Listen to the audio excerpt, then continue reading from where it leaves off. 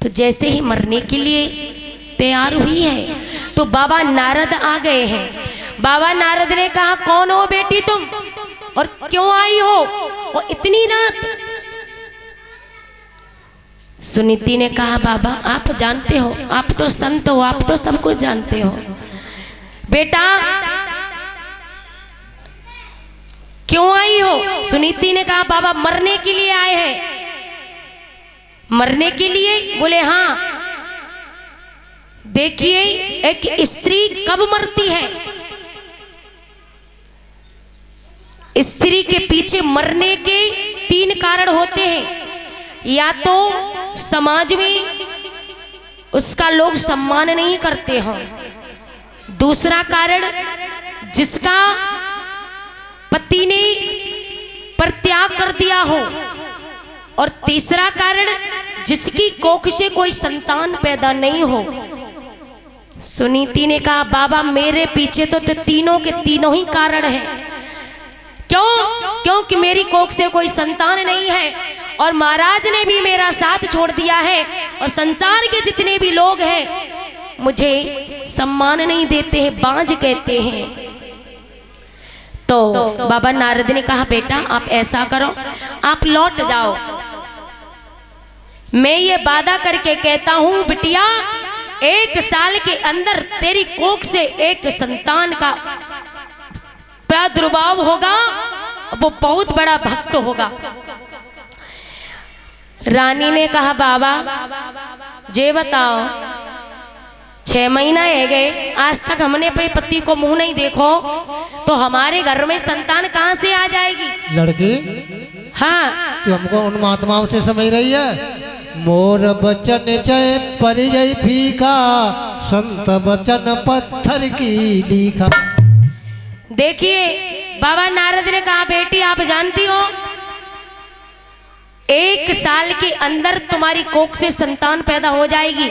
यदि संतान पैदा ना हो तो दोबारा इसी कुएं में आकर के मर जाना, हम बचाने नहीं आएंगे, लौट जा। सुनीति ने कहा, बाबा हमें तो लगता है संसार के लोग ही झूठ बोलते हैं और महात्मा सबसे ज्यादा झूठ बोलते हैं। तो देखिए जब ये बात कही तो बाबा नारद ने कहा कि बिटिया ललाक हमारे झोली में धरे सो तुम्हें दे देने कार्य की, 1 साल का इंतजार करिए। देखिए स्वयं भगवान कहते हैं अपने लिए क्या,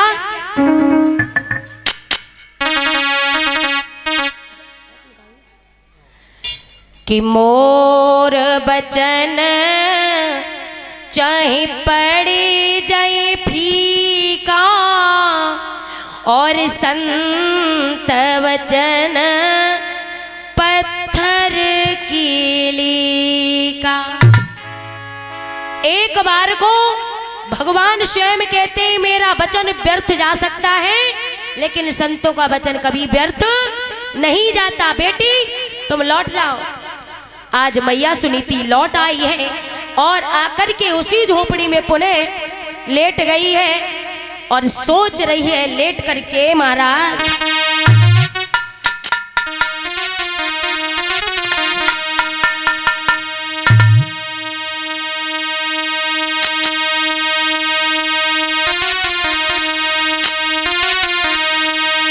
कि लेट गई घर आए और नारी को नींद न आए आई।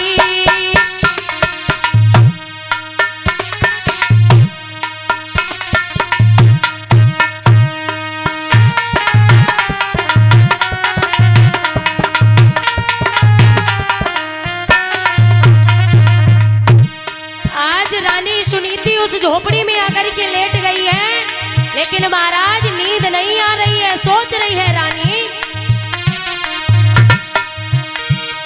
हेलो, अरे लेट गई घर आई नारी को नींद न आई।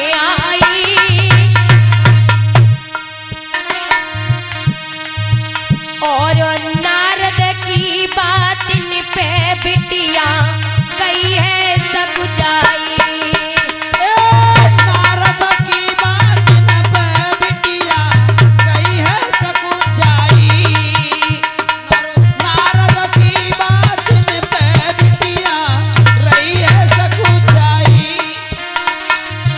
सोच रही है रानी सुनीति, अरे घड़ी वो किस दिन आवेगी। अरे भैया, अरे घड़ी वो किस दिन आवेगी, और पुत्र रतन से खाली झोली मेरी भर जावेगी। पुत्र रतन से खाली गोदी मेरी भर जावेगी। भैया पुत्र रतन से खाली गोदी मेरी भर जावेगी। अरे होई कबा कुमर हमारो है। रानी सोच रही है हमारा, अरे होई कबा कुमर हमारो है, और नहीं बात में बिटिया को भयो भुरा रोए।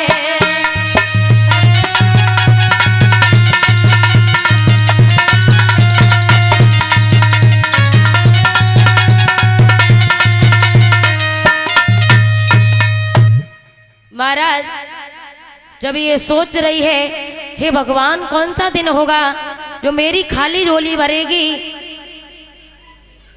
लेकिन महाराज इधर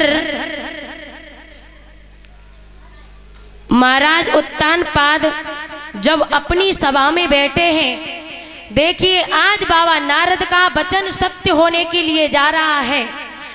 उत्तानपाद जब सभा में बैठे हैं तो आज उनका मन नहीं लग रहा है सभा में, और मंत्री को बुलाया है। मंत्री बोलो महाराज। आज ऐसा करो, सभा में मन नहीं लग रहा है। महाराज हाँ, सभा में मन नहीं लग रहा तो राजा महाराजों का काम तो जंगल में शिकार खेलना होता, चलो किसी बनखंड में घुमाओ महाराज। मंत्री बोलो महाराज। सेना को तैयार करो, घोड़ा को तैयार करो। सेना तैयार है और घोड़ा भी तैयार है। महाराज आज जब घोड़ा को सजाया है, सेना को लिया है, मंत्री को, और आज महाराज उत्तानपाद जंगल में शिकार खेलने के लिए जाते हैं। जब पहुंचे ही जंगल में तो एक हिरण का पीछा किया है। हिरण भागता जा रहा है और महाराज उत्तानपाद उसके पीछे भागते जा रहे हैं। जब तक हिरण का पीछा किया, जब तक महाराज दिखाई दे रहे हैं, तब तक तो सेना ने, मंत्री ने पीछा किया, और जो ही राजा दिखना बंद हो गए, सारी सेना पीछे वापिस आ गई। जब सेना वापस आकर के महलों में पहुंची है तो सेना ने कहा, महारानी। बोलो महाराज तो एक हिरण का पीछा करते करते सुदूर जंगल में निकल गए। रानी ने कहा, हमारे महाराज ऐसे वैसे महाराज थोड़ी ना है। अरे जिसका वो पीछा करते हैं ना, उसका पीछा करते ही चले जाते हैं। महाराज शाम का वक्त हो गया है। रानी सुरुचि ने कहा है, आप भोजन आदि से निवृत्त होकर के और सो, हाँ सो जाओ।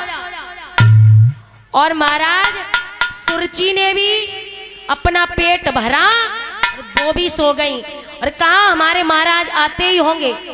देखिए पतिव्रता स्त्री में कितना फर्क होता है। महाराज आज जब महाराज उत्तानपाद जंगल से आए हैं तो दरवाजे को खटखटाया है।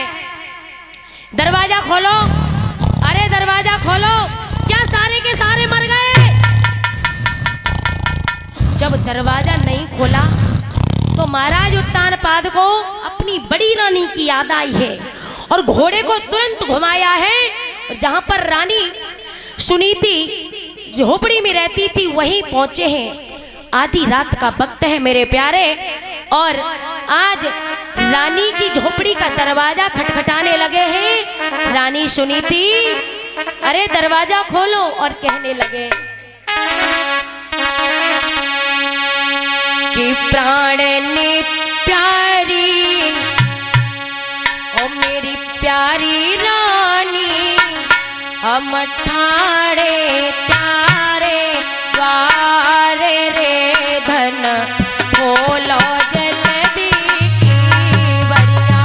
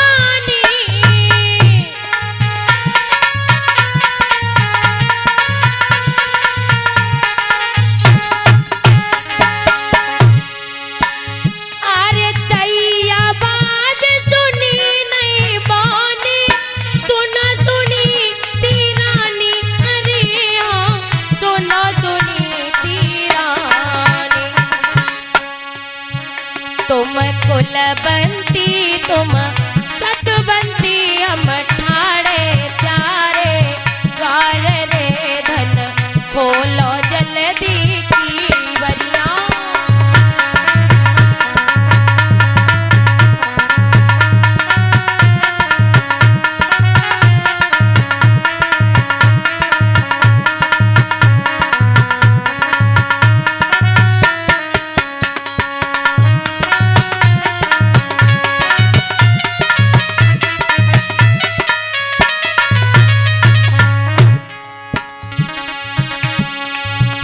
जैसे ही रानी सुनीति ने आवाज को सुना, रानी सो नहीं रही थी, रानी जाग रही थी। जैसे ही कानों में आवाज पड़ी तो रानी ने कहा, मुझे लगता है आज राजा मुझे मारने के लिए आ गए। नहीं नहीं, मैं दरवाजा नहीं खोलूंगी। विचार आया रानी के मन में, आज राजा मुझे मारने भी आए होंगे तो भी मुझे स्वीकार है। क्यों? क्योंकि मैं पति के हाथों से मर जाऊंगी तो मेरा उद्धार हो जाएगा।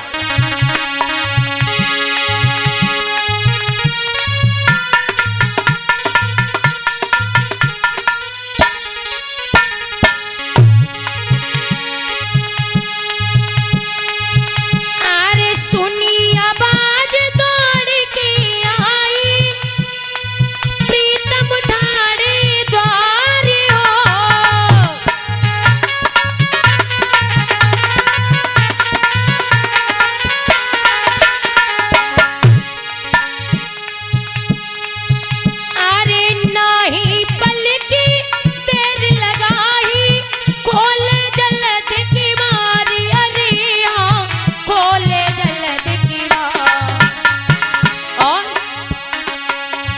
आसन लाई फिर बिठलाई और ढोरने लगी बियार रे, और हाथ मिले की बीजनिया।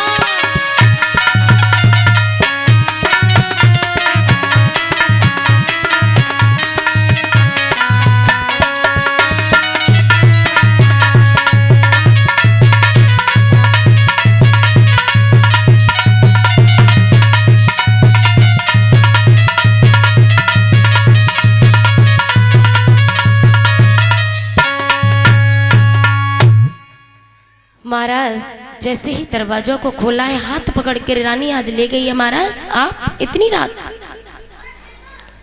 फटे हुए आसन पर बैठाया है, रानी के पास चारपाई भी नहीं है, फटा हुआ आसन पड़ा है, बैठाया है। और महाराज आपको भूख लगी होगी। राजा उत्तानपाद ने कहा, बड़ी तेज, बहुत तेज मुझे भूख लगी है रानी। रानी के पास और तो कुछ नहीं था महाराज, सूखे हुए रोटी के टुकड़े रखे हैं। आज सूखी रोटी को लेकर के उसके ऊपर नमक रख दिया और महाराज उत्तानपाद को दी है। महाराज उत्तानपाद को जैसे ही दी है तो आज एक निवाला लेकर के जब खाया है तो मेरे प्यारे बंधुओं, वो निवाला गले से नीचे नहीं उतरा है। और जब नीचे गले से नहीं उतरा तो महाराज उत्तानपाद की आंखों से आंसू निकल गए। रानी, मेरे तो एक टुकड़ा गले से अंदर नहीं जा रहा, लेकिन इन टुकड़ों को तो तू रोजाना खाती है। रो पड़े उत्तानपाद। तो सुनीति ने कहा है, महाराज आप मत रोइए, रोना तो मेरी किस्मत में है, जो कि मैं रानी थी, रानी से दासी बन गई। महाराज आज महाराज उत्तानपाद की रात बड़ी रानी की झोपड़ी में बीती है। और आज जैसे ही सुबह हुआ है, महाराज उत्तानपाद पुनः अपने महलों में जाने के लिए तैयार हुए हैं। जैसे ही पहुंचे हैं तो आज रानी सुनीति, रानी सुरची दरवाजे पर खड़ा है, दरवाजे पर खड़ी है और घोड़ा भी दरवाजे पर पहुंच गया है। ए महाराज,